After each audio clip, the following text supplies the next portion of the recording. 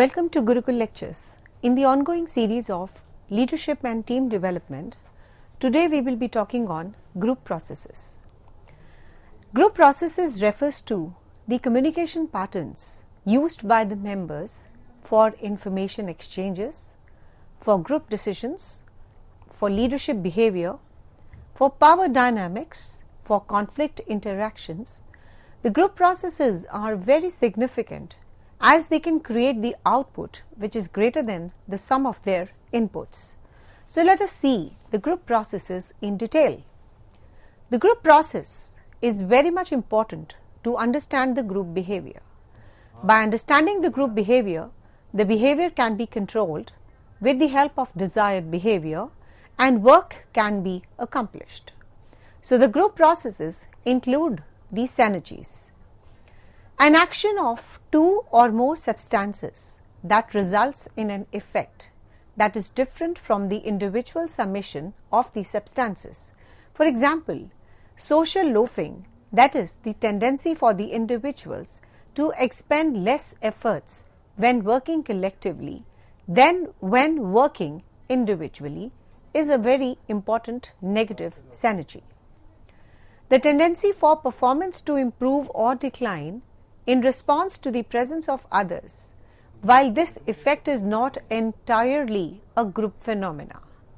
People can work in the presence of others and not be the members of the group.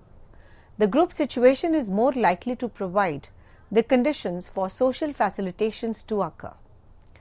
Now let us define the concept of group task. There is a certain number of tasks which needs group to perform it. Individuals alone cannot perform it. So sometimes one group has to depend upon the other group due to its nature. The impact of group processes on the group performance and the member satisfaction is also moderated by the task that the group is doing. So the complexity and interdependence of the task influence the group effectiveness. Now, group tasks can be simple as well as complex. So let us see what the simple task means. The simple tasks are routine-wise or standardized. The group members do not need to discuss the alternatives. They can rely on standardized operations, procedures for doing the job. Now let us see what the complex task is all about. Complex tasks are ones that tend to be novel or non-routine in nature. The more complex the task is, the more the group will benefit from the discussion among the members on the alternative work method. So there is a high degree of interdependence among the tasks that the group members must perform. Now let us understand the very important concept of the group structure, which is a part and parcel of the group process. Group structure is defined as the layout of a group. It is a combination of the group roles, norms, conformity, work behavior, status, reference groups, social loafing, cohorts, group demography, and cohesiveness. The group roles are the different roles a person plays as a part of the group. So when a group comes together, for them the first time and begins to interact, various differences between the members begin to appear like differences in their status, influence, role, ability, and so on. So the pattern of relationships that is thus established is known as a group structure. The group structure defines the formation, arrangement, and articulation of the members of that group. So the patterns of course change according to the nature of the task or the stage of discussion, and the most influential person for one purpose may not be so for another. So the group formation in its overall design and architecture, meaning its general configuration for unifying the constituent elements into a single unit of group basic shapes and the structure is the underlying pattern of the stable relationships among the group members. Group structure is defined as a layout of the group. It is a combination of the group roles, conformity, work behavior, reference group, status, social loafing cohorts, group demography and cohesiveness. So let us see these aspects and the meaning of group structure and its components one by one. So the first is all about what do you mean by the group roles. The different roles a person plays as a part of the group. What do you mean by norms? Norms are the typical standards set by the group collaboratively that every member has to follow. What do you mean by conformity? Conformity means the decisions or the stand taken by the majority in the group. Now the concept of workplace behavior, the ethics that one needs to follow while working with an organization, and the status, that is the designation of the members in the group. What is the aspect of social loafing? The phenomena where the group members put less efforts towards achieving a goal that they would have while working alone. What are cohorts? Cohorts are basically the sharing of common behavior in the group. There is a concept of reference groups. Reference groups or the other groups to which a group is compared to is called as a reference group. The group demography is the extent of sharing the same behavior, and cohesiveness, that is the extent of belongingness towards each other in the group. Now what are some of these structural variables? The first is your formal leadership, followed by roles, norms, status, group size, composition of the group, and the degree of group cohesiveness. So let us see these aspects one by one. What is a formal leadership?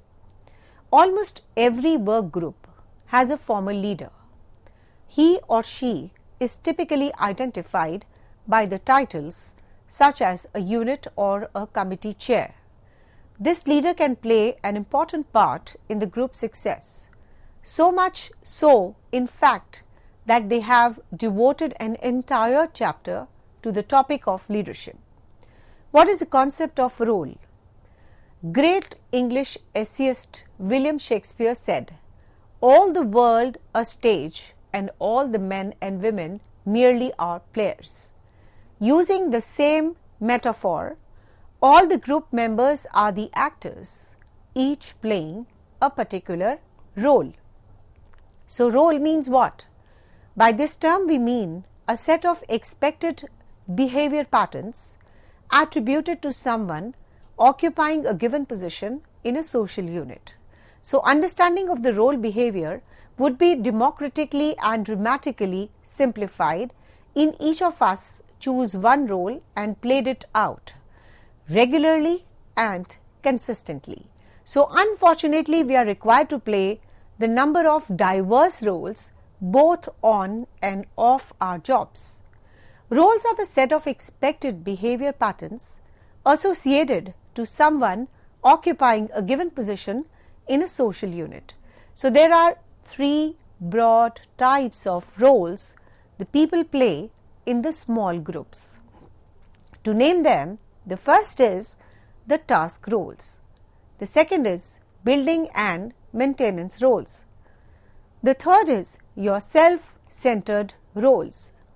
So the first out of this is your task roles. Task roles are the roles that focuses on completing the group goals. The different task roles of a group are stated as follows. The first is the coordinator. Coordinator means what? They are the link statements made by one group member to the other. Example, Gita's commit relate well to what Ram was saying. Now the task roles, the first is your energizer. Energizer is the one who provokes the group to take a particular action. For example, how many of you are willing to bring in a video on dispute for the next session? This is the role of an energizer. He invokes the action. He provokes the action. The next is your elaborator. Elaborator extends upon another idea. I think what Nikki and Annie are suggesting is that we first explain non-verbally before we turn to verbal communication. Next we have evaluator critique. Evaluator, the role group work against the higher standards. For example, this is okay, but I think she needs to give more of feedback. Then we have the information giver. Information giver helps the information. For example, Rohit has some books about conflict we could use.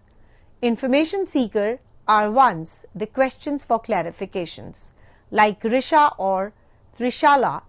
Could you please tell me what you said about disconfirming the responses? So they are trying to seek the information. Next is your recorder. Recorder keeps the notes regarding the meeting. For example, last session we did not get to AP's presentations. Rahul and Rohit had just finished theirs. So this is a recorder's role. Next we have procedural technician. He takes accountability for the task. That is, for example, I checked out the VCR or the Nigar and Neha's presentation. So the group building and the maintenance roles. So it focuses on the building interpersonal relationships and maintaining the harmony. The various maintenance roles in a group are encourager, follower. So encourager are the ones who gives the positive feedback. For example, I think what Sham was saying was totally right. So this kind of a statement invokes the encouragement. Followed by follower. Follower is one who obtains the ideas of the others in the group. For example, let's follow the Addy's plan. He said the idea, he said the right idea. Then we have some group building and maintenance roles like compromiser. Compromiser attempts to reach a solution acceptable by everyone in the group. For example, Pradeep, Sid and Nimi had offered 3 great solutions. Why don't we integrate them? So this is a kind of a compromise. Next we have a gatekeeper who assists the participation from everyone in the group. For example, I don't think we have heard from Madhuri yet. Next we have a harmonizer. Harmonizer limits the conflict and the tension. For example, after that test, we deserve a free meal. Next is your observer. Observer is the one who examines the group progress. For example, I think we have learned a lot so far. Monica and Mona gave us a great information. So this is the role of an observer. The second type of the group are the self-centered roles. These roles aim to impede or disrupt the group from reaching its goals. The various self-centered roles in a group are as follows. We have aggressors, we have dominators. So let us see these kind of self-centered roles one by one. Who is an aggressor? They act aggressively towards the other group members and their ideas. For example, playing a desert survival in the greatest idea I have ever heard. Next we have a dominator who dominates the group, speaking time. For example, interrupting. I am going to tell you the 7 reasons why this is a great idea. Then we have the blockers who refuses to collaborate with the other ideas. For example, I refuse to play the family swap. Help seekers. Next is your help seekers who acts helpless to neglect the work. For example, I don't think I can put together a summary. Why don't you do it for me? Then we have a loafer who refrains from the work. For example, why don't we just go and have coffee instead of finishing this project? So we can say here that the focus of the loafer is not to work, but he is refraining from the work. Next, we have a special interest advocate who presents their own viewpoint and the requirements. For example, I cannot meet today, I need to sleep early and call my mom. Next, we have a self-confessor who talks about the topics important to self and not to the group. For example, I really like tea, and yesterday I went to CCD and the coffee is better than what you get elsewhere. Next role, what we talk about is a role identity. We have seen the various types of roles. Now is the time to understand what the role identity is all about. There are certain attitudes and the actual behavior which is consistent with the role, and they create the role identity. People have the ability to shift their roles rapidly, and when they recognize that the situation and its demands clearly require the major changes. For instance, when the union stewards were promoted to the supervisory positions, it was found that their attitudes changed from pro-union to pro-management within the few months of their promotion. And when these promotions had to be rescinded later because of some economic difficulties in the firm, it was found that the demoted supervisors had once again adopted their pro-union attitudes. Now let us see what the concept of role perception means. One view of how one is supposed to act in a given situation is a role perception, based on an interpretation of how we believe we are supposed to behave. We engage in certain types of behavior. Where do we get these perceptions? We get them from the stimuli all around us, like friends, books, movies, televisions. Many current law enforcement officers learn their roles from reading the books, while many of tomorrow's lawyers will be influenced by watching the actions of the attorneys in the law and the order to participate in practice. So the role expectations are the next important aspect which we need to learn. The role expectations are defined as how others behave you should act in a given situation. How you behave is determined to a large extent by the role defined in the context in which you are acting.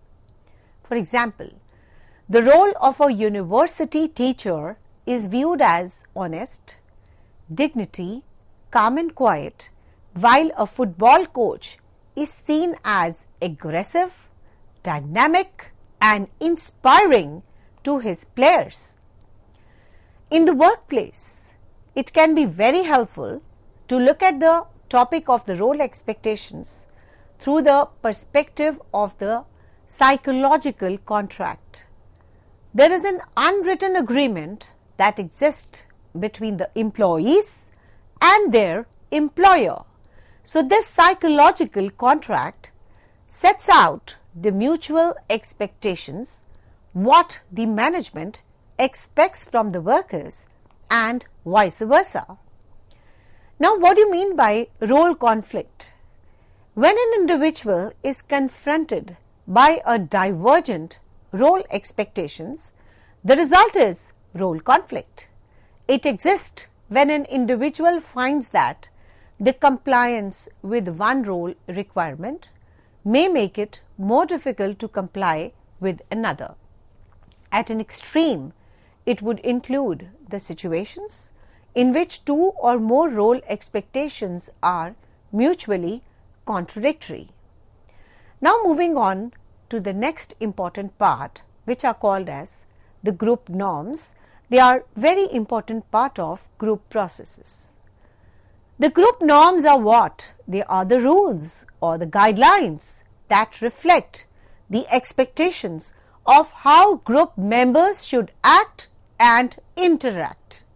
They define what behaviors are acceptable or not, good or not, right or not, appropriate or not, etc. So norms may relate to how people look, how people behave, how people communicate with one another. Some of the norms relate to how a group as a whole will act by defining what social behavior lies within the acceptable boundaries. So the norms can help a group function smoothly and face conflict without falling apart. Group norms are very based on the group and issues important to the group. All groups have established the norms, that is acceptable standards of behavior, and that shared by the group members. The basic norms of the group, they tell us, the members, what they ought and what ought not to do under the certain circumstances. From an individual standpoint, they tell what is expected of you in certain situations. And when agreed to and accepted by the group, the norms act as a means of influencing the behavior of a group member with a minimum of external controls. The norms differ among the groups, communities, and societies, but they all have them. Now, there are some common classes of norms which needs a further elaboration. Without group norms, individuals would have no understanding of how to act in the social situations. A group norm are like an individual fingerprint which is unique. Yet, there are still some common classes of the norms that appear in most of the work groups. Like we have the performance norms. Performance norms are centered on how hard a person should work in a given group. They are informal cues, and if you will, that tell a person or helps a person understand how hard they should work and what type of output they should have. Then we have the appearance norms. This particular norm informs or guides us as to how we should look and what our physical appearance should be, what fashion we should wear, or how we should style our hair, or any number of areas related to how you should look. Then we have certain social arrangement norms. When we talk about this particular norm, we generally do not equate it to a business setting. This particular norm is centered on how we should act in a social setting. Once again, there are cues we need to pick up on when we are out with the friends or at a social event that helps us fit in and get a closer connection to the group. Then we have a resource allocation norms. For this particular type of norm, we are focusing on the allocation of resources in a business environment, and this can include the raw material as well as the overtime or any other resource found or needed within an organization.